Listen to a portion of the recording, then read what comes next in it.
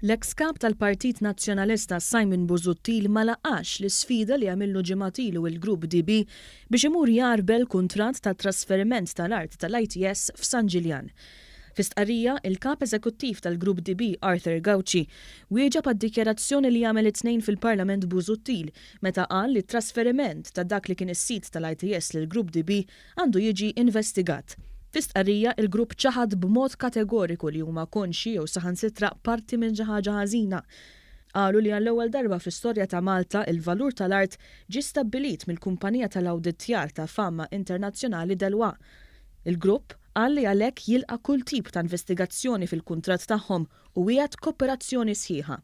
Kien hawn il-Kap Eżekuttiv Għawċi stieden l-eks Kap Nazzjonalista jgħaddi kull informazzjoni li jista' għandu lil maġistrat inkwerenti li jista' jiġi appuntat jew lill-Pulizija.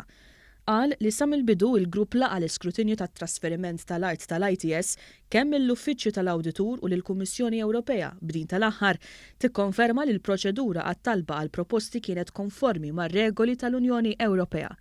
Il-Grupp żied jgħid li marru pass aktar minn hekk u ġimgħatilu stiednu lil politiċi kollha u lil ġurnalisti biex jagħrblu l-kuntratt waqt li wedu l-kooperazzjoni sħiħa tagħhom. Sostna li sa issa ħadd ma laqa' din l-istedina, inkluż l-eks Kap Nazzjonalista Simon Busuttil.